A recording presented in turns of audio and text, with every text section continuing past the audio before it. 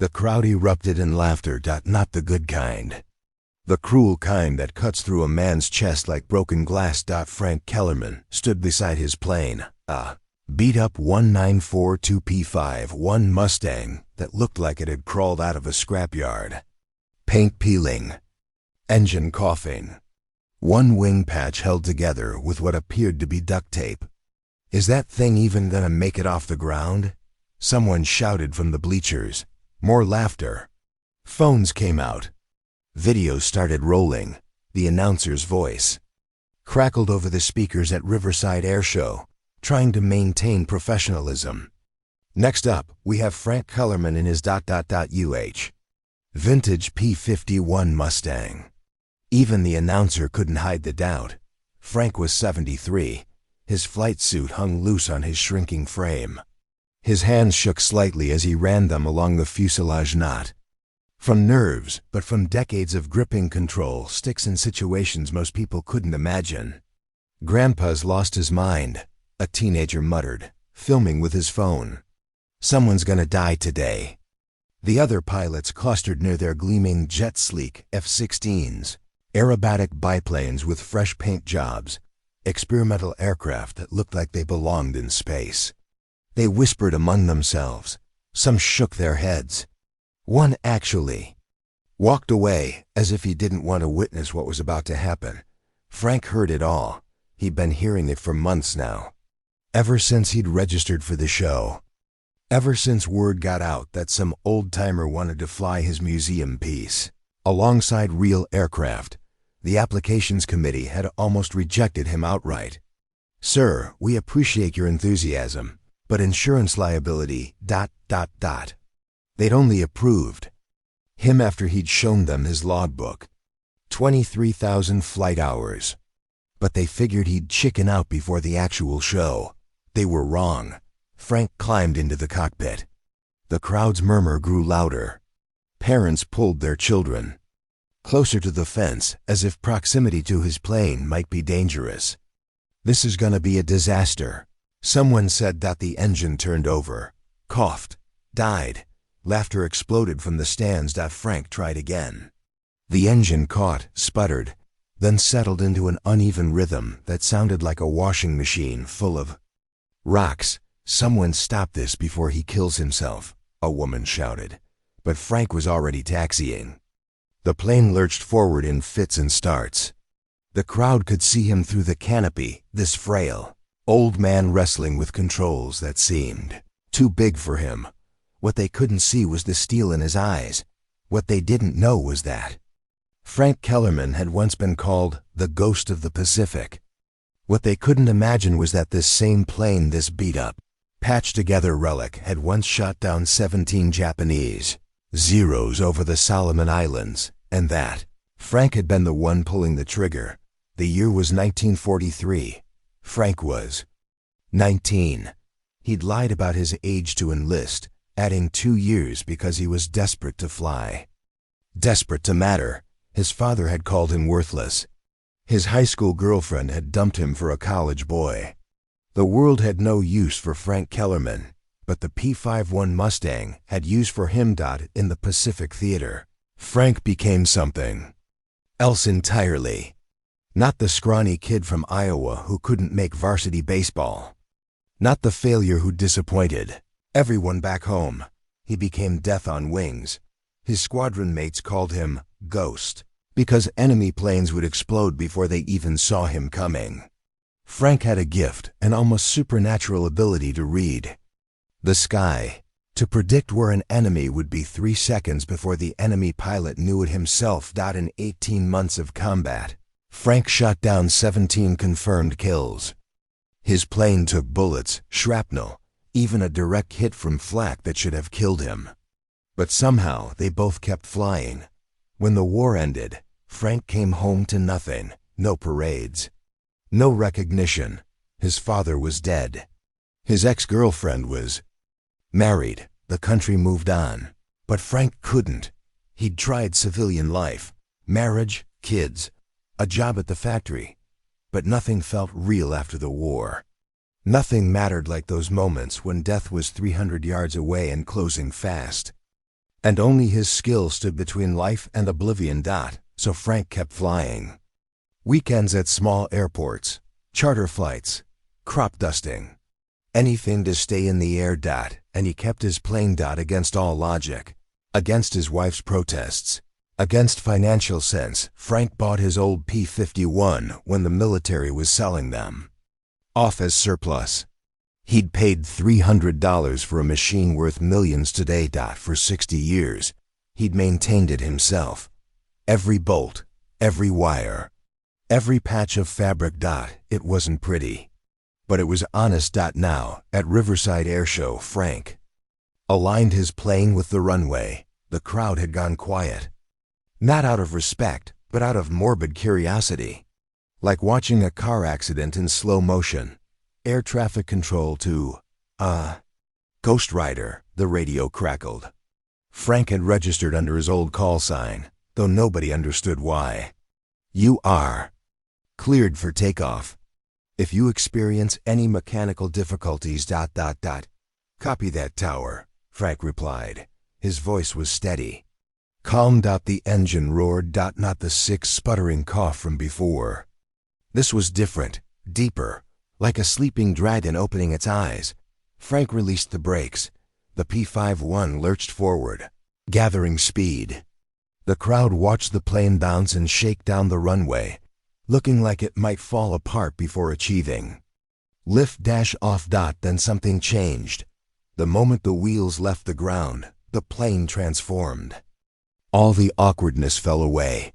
The stuttering engine smoothed into a deep, throaty growl. The wings leveled perfectly. Frank pulled back on the stick, and the Mustang climbed like it was following invisible rails into the sky. Well, the announcer sighed, surprise evident in his voice. He's actually airborne. But Frank wasn't done surprising them. At 500 feet, he pulled the plane into a tight barrel roll. Perfect form. Textbook execution. The laughter from the crowd died. At 800 feet, Frank dove the plane toward the ground, pulling up at the last possible second, so close that people in the front row could feel the prop wash. Gasps replaced the mockery. Then Frank began to fly, not the careful, by-the-book demonstration they expected from an old man in an old plane. Frank flew like he was still 19. Like enemy fighters were on his tail. Like his life depended on every maneuver. He threw the P-51 through moves that shouldn't have been possible. Millman turns that defied physics. Split-S dives that made grown men hold their breath. Hammerhead stalls executed with surgical precision. The crowd stood up without realizing it. My God, someone whispered. Look at him go. Frank wasn't just flying. He was conducting a symphony in the sky. Every movement deliberate. Every maneuver flowing into the next like water. He brought the plane down low 50 feet off the deck and screamed past the grandstand at 300 miles per hour. The sound was deafening, magnificent, primal. Children covered their ears and laughed with delight. Adults felt tears they couldn't explain. For his finale, Frank climbed to 2,000 feet and shut off the engine. Complete silence except for the wind. The plane fell like a leaf, spinning and tumbling, out of control. The crowd gasped. Someone screamed. Then, at 500 feet, Frank restarted the engine and pulled out of the dive into a perfect loop. At the top of the loop, he rolled the plane upside down and flew inverted for 300 yards before rolling right side up again. The crowd exploded, not in laughter this time. In thunderous applause that could be heard 3 miles away. Frank brought the plane in for landing. The touchdown was so gentle, it looked like the Mustang was settling onto a pillow. As he taxied back to the line, people were running toward his plane. Not to gawk at a disaster, but to get closer to something they'd never seen before. Pure mastery. Frank shut down the engine and sat in the cockpit for a moment. His hands were steady now. His breathing calmed. When he climbed out, the crowd had formed a circle around his plane. But they weren't laughing anymore. They stood in respectful silence. like they were in the presence of something sacred. A little girl broke from the crowd and ran toward him. Her mother tried to catch her, but Frank held up a hand. "Mister," the girl said, looking up at him with wide eyes. "Are you a superhero?" Frank knelt down to her level. "No, sweetheart. I'm just an old pilot, but you fly like Superman." Before Frank could answer, someone else pushed through the crowd. A man in his 50s wearing a leather flight jacket. He had the bearing of military straight posture, confident stride. "Excuse me," the man said. "Are you Frank Kellerman?" Frank nodded. "Colonel Mike Harrison, U.S. Air Force, retired." The colonel extended his hand. "Sir, I've been looking for you for 20 years. Frank shook the offered hand, confused.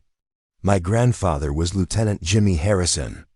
Pacific Theater, 1943. He flew with the 23rd Fighter Squadron." Frank's eyes widened. Jimmy Harrison, tall kid from Texas? Couldn't land worth a damn but could spot a zero from 20 miles out. That's him. The colonel's voice was thick with emotion. He used to tell stories about a pilot they called Ghost. Said Ghost saved his life at least 3 times. Said he was the finest pilot who ever lived. The crowd had gone completely silent, sensing they were witnessing something important. "My grandfather died 10 years ago," the colonel continued. "On his deathbed, he made me promise to find the ghost, to tell him thank you for bringing him home. For bringing all of them home." Frank's composure cracked for the first time. His eyes misted over. "Your grandfather was a good man," Frank said quietly. "He didn't need saving. None of you did. You all had the courage to be up there in the first place." "Sir," the colonel said, and his voice carried across the silent crowd. "On behalf of my grandfather and every pilot who flew with you, and every American who slept safely because of what you did." He stepped back and snapped to attention. Then he saluted. The gesture sent a shock through the crowd. Someone gasped. Then another person, a veteran in the crowd, stepped forward and saluted too. Within seconds, dozens of people were standing at attention, their hands raised in respect to this old man they'd been laughing at an hour before. Frank stood straight, despite his 73 years, and returned the salute. The story spread like wildfire. The teenager who'd been filming Frank's disaster had captured everything. The laughter, the incredible flying, the salute. By evening, the video had 500,000 views, but it wasn't shared as a joke. It was shared as inspiration. The comments poured in by the thousands. "This is what a real hero looks like. Never judge a book by its cover. I'm crying. This man is a legend. That's the most beautiful flying I've ever seen." Local news picked up the story. Then national news. Frank found himself invited to air shows across the country, not as a curiosity, but as an honored guest. Plane enthusiasts started pilgrimages to see his P-51, not because it was pristine, but because it was authentic, because it had stories to tell, because it represented something real in a world full of pretense. Frank kept flying until he was 81. Every time, the crowd would start skeptical and end up on their feet, cheering.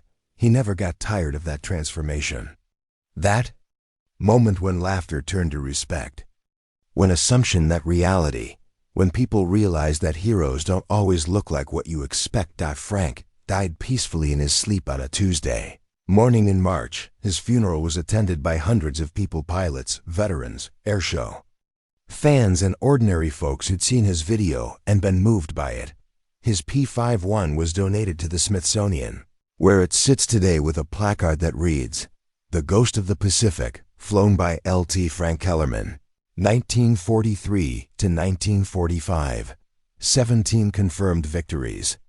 Later flown at airshows across America, where it continued to remind people that courage and skill can't be measured by appearances. Visitors often ask why the plane looks so beat up compared to the other pristine aircraft in the museum. Tour guides explain, because this one was never about looking pretty. It was about flying. The last line of Frank's logbook, written the day before he died. Read, total flight time, 31,847 hours, every minute worth it. Still miss the sky.